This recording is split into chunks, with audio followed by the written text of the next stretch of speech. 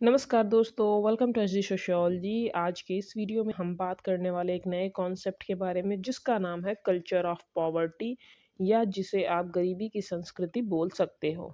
ये concept sociology related exams में बहुत ज़्यादा पूछा जाता है। 2 मिनट का कॉन्सेप्ट है, बहुत ज़्यादा लंबा नहीं है। बस आपने इससे जुड़े इंपॉर्टेंट पॉइंट को याद रखना है। कल्चर ऑफ पॉवर्टी का कॉन्सेप्ट दिया था ऑस्कर लुइस ने और ये किस दौरान दिया था? 1950 के दशक में।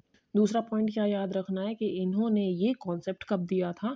मैक्सिको और प्यूर्टो रिको में जब गरीब समुदायों का ये अध्ययन कर रहे थे, वहाँ पे जो पॉवर्टी में रहने वाली कम्युनिटीज़ हैं उनकी जब स्टडी इन्होंने करी थी, तो ये आइडिया इन्होंने डेवलप किया था कि कल्चर ऑफ पॉवर्टी होती है। और ऐसा नहीं है कि गरीबी जो होती है वो केवल पैसों की कमी के बारे में है।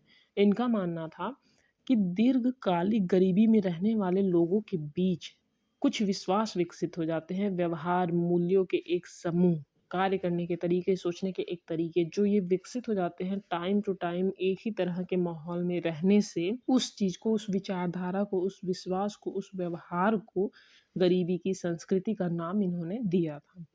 और ये जो लक्षण हैं, ये एक पीढ़ी से दूसरी पीढ़ी तक पहुँचते हैं, जिससे व्यक्तियों के लिए गरीबी से बच पाना मुश्किल हो जाता है। ऑस्कर लेविस ने बताया है कि जब लोग लंबे समय तक गरीबी में रहते हैं, तो उनके बीच में कुछ खास सोचने, विचार करने के तरीके, आदतें, व्यवहार विकसित हो जाते हैं। और ये आदतें क्या करती हैं? उनको गरीबी से निकलने में बाधा बन जाती हैं। इसी कारण ये जो गरीबी है, पीढ़ी दर पीढ़ी चलती जाती है। मतलब अगर ये गरीब है, पिता गरीब है, तो पुत्र भी गरीब होगा, फिर उसका पुत्र गरीब होगा, क्योंकि उन्हें गरीबी से बचने के उपाय दिखाई नहीं देते, उन्हें गरीबी में जीने की आदत पड़ गई है ना।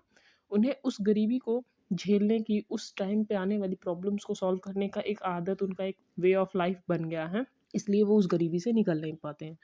तो हमने बात करी कि कल्चर ऑफ पॉवर्टी को दिया है ऑस्कर लेविस ने, और ये कौन थे? एक अमेरिकन एंथ्रोपोलॉजिस्ट थे, यानी मानव विज्ञानी। इनका जन्म 1994 में और मृत्यु 1970 में हुई थी। और इसी कल्चर ऑफ पॉवर्टी कॉन्सेप्ट के कारण इन्हें एंथ्रोपोलॉजी में और सोशियोलॉजी में काफ़ी ज़्यादा ख्याति प्राप्त है।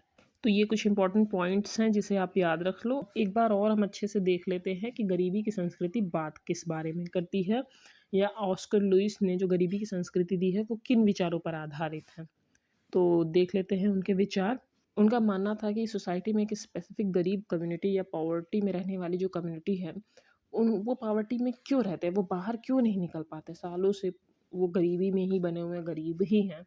उसका मेन कारण है गरीबी से अनुकूलन, अर्थात अडेप्टिंग टू पॉवर्टी, यानी उन्होंने गरीबी के अनुसार खुद को ढाल लिया है। गरीबी में जी रहे लोग अपनी स्थिति से निपटने के लिए आदतें और दृष्टिकोण विकसित कर लेते हैं, और ये आदतें अल्प अवधि में व्यवहारिक लग सकती हैं, लेकिन अक्सर ऊपर की ओर बढ़ने में बाधा डालती हैं। फॉर एग्जाम्पल, कोई मिडिल क्लास है या लोअर मिडिल क्लास फैमिली से बिलोंग करता है, तो वो ये नहीं सोच सकता कि वो आगे के 8-10 सालों बाद अपने बिजनेस को कितना बढ़ाएगा या अपने आप को कहाँ देखता है। नहीं, मिडिल क्लास या लोअर मिडिल क्लास के लोगों की ये थिंकिंग होती नहीं है। उन्हें क्या होता है कि अभी जो हमारे पास है उसको किसी तरह, जितने लोग आपसे जुड़े हुए हैं, जितनी चीज़ें हैं, उसका यूज़ करके सबका भरण पोषण करो। आपने बहुत सी ऐसी फैमिली देखी होगी जहाँ पे बच्चों को पढ़ाने के बजाय उन्हें काम में लगाना ज़्यादा ज़रूरी समझा जाता है। उनको लगता है कि पढ़ेगा ये, कुछ सालों बाद जाके इसे नौकरी मिलेगी, तब जाके ये पैसे कमाएगा। उससे बेटर है कि छोटा-मोटा कोई बिज़नेस शुरू कर दे या कोई छोटी-मोटी नौकरी कर ले,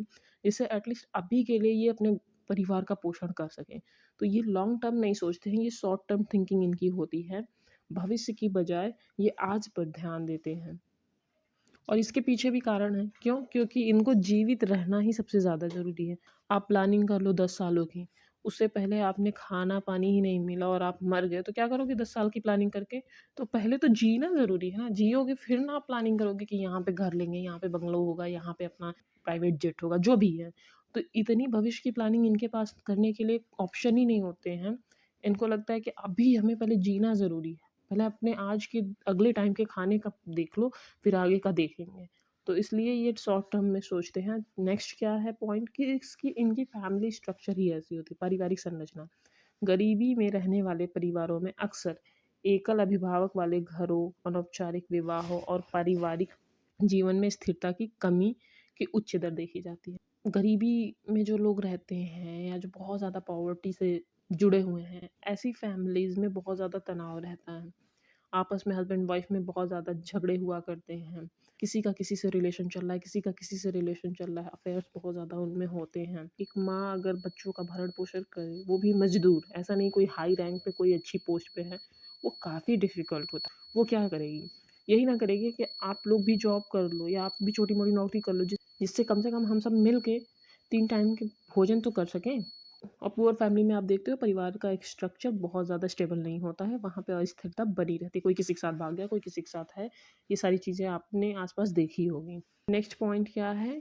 संस्थाओं के प्रति अविश्वास, मिसट्रस्ट ऑफ इंस्टीट्यूशन। ऐसा आप भी जानते होंगे, जिसकी लाठी उसी की भैंस, अर्थात जिसके पास पैसे हैं वो केस में जीतेगा, जिसके पास पैसे हैं उसकी अच्छी इलाज मिलेंगे, जिसके पास पैसे हैं वो अब्रॉड में जाके पढ़ सकता है, उनके बच्चे पढ़ सकते हैं। तो चाहे स्कूल हो, पुलिस हो, सरकार हो या जितनी भी अन्य संस्थाएँ या प्रणालियाँ हैं, वो सिर्फ़ और सिर्फ़ अमीरों के लिए काम करती हैं, ऐसा विश्वास करने लगते हैं गरीब लोग और इसलिए उन्हें संस्थाओं के प्रति अविश्वास हो जाता है और उनके द्वारा वो खुद को बहिष्कृत और उपेक्षित महसूस करते हैं। उन्हें लगता है कि ये संस्थाएँ उनकी मदद नहीं करती। और ऐसा नहीं है ये कोई नई बात है, आपने देखा होगा कि अगर आपने क्राइम नहीं भी किया हो, तो अगर उससे ज़्यादा रिच पर्सन ने आपको किसी क्राइम में फँसा दिया है, तो आपको ही जेल होगी, वो बच जाएगा अपने पैसे के बल पे। तो सरकारें, पुलिस ये सारी चीज़ें गरीब ऐसा मानते हैं कि वो उनके लिए नहीं है, वो अमीरों के लिए है। नेक्स्ट पॉइंट है आदतों का पीढ़ी दर पीढ़ी चलना, हस्तांतरण। जो सोच आपकी होगी वही सोच आप अपने बच्चों को दोगे। तो जो गरीब परिवार होते हैं या गरीबी में जो समुदाय रहते आए हैं, वे अपने बच्चों को भी उसी तरह पालते-पोसते हैं और बच्चों में भी वही आदतें और वही सोच देते हैं, जो उन्होंने अपने परिवार और समुदाय में देखी है, जिससे गरीबी का चक्र जारी रहता है। और ये बिल्कुल कॉमन सी बात है, जो पेरेंट्स जानते हैं, जो वो सीखते हैं अपने पूर्वजों से, वही सेम चीज़ वो हस्तांतरण करते हैं अपने बच्चों को और वो बच्चे अपने बच्चों को, इस तरह ये चक्र चलता जाता है। तो अच्छी आदतें भी इसी तरह ट्रांसफ़र होती हैं, बुरी आदतें भी इसी तरह ट्रांसफ़र होती हैं। रहने का तरीका, सोचने का तरीका, व्यवहार करने का तरीका, ये इसी तरह ट्रांसफ़र होते जाता है। इसीलिए अमीर का बच्चा अमीर और गरीब का बच्चा हमेशा गरीब बना रहता है। कुछ केसेज़ में आप देख सकते हो एक्सेप्शन होते हैं, अपवाद होते हैं, वहाँ पे गरीब बिल्कुल अमीर हो गया या अमीर बिल्कुल गरीब हो गया, वो अलग बात है। इन जनरल में आप देखो कि ज़्यादा परसेंटेज गरीब गरीब रहेंगे, अमीर अमीर ही रहते हैं। जैसा कि यहाँ पे उदाहरण लिखा है जिसकी हमने बात करी थी, एक गरीब परिवार में बच्चे को पढ़ाई के बजाय जल्दी नौकरी करने के लिए कहा जाता है ताकि परिवार की मदद हो सके। फॉर एग्ज़ाम्पल किसी मिडिल क्लास फैमिली के बच्चे में पोटेंशियल है आईएएस या पीसीएस बनने का या आर्मी में जॉइन कर सकता है या कोई भी अच्छी पोस्ट पा सकता है। लेकिन वो उस पोस्ट को चाहने के बजाय उससे ईज़ी एग्ज़ाम्स है बैंक क्लर्क या लेखपाल या टीचर जो भी आपको दिखे फर्स्ट चॉइस में, उसमें अगर उसका आ गया तो जो उसका मेन गोल था या जो उसका पोटेंशियल था, उसकी बजाय उसने कम में ही समझौता कर लिया। क्यों? क्योंकि अब भी उसकी फैमिली फ़ोर्स कर रही है, कुछ नहीं कर रहा है, बस पढ़े जा रहा है, इतने पैसे बर्बाद कर रहा है, इतने टाइम जा रहे हैं, कब आप जॉब करोगे? बूढ़े हो जाओगे तब जॉब मिलेगी। या आप टीचिंग का ही देख लो, वैकेंसीज़ आ नहीं रही हैं, इतने टाइम हो गए हैं, एक तो पेपर लीक हो जाता है। तो ये सारी चीज़ें बनी रहती हैं। तो जो उसका पोटेंशियल है, उसका वेट करने का टाइम किसी भी मिडिल क्लास या लोअर मिडिल क्लास फैमिली के पास नहीं होता है। ऐसी स्थिति में लोग अपने पोटेंशियल को छोड़ के जो उस समय उनके लिए नीड है, वो पूरा करते हैं और जब वो उसी तरह की फैमिली से बिलॉन्ग करते हैं, उसी तरह की सोच, उसी तरह के माहौल में अपने आप पले-बढ़े हैं, तो ज़ाहिर-सी बात है जब उनके बच्चे होंगे, तो वो इसी सोच के साथ ऑटोमैटिक हो जाता है ना, वो जो चीज़ें आपने सीखी हैं, वो आप हस्तांतरित करोगे ही अपने बच्चों को, इसी सोच के साथ वो अपने बच्चों को पाल सकता है।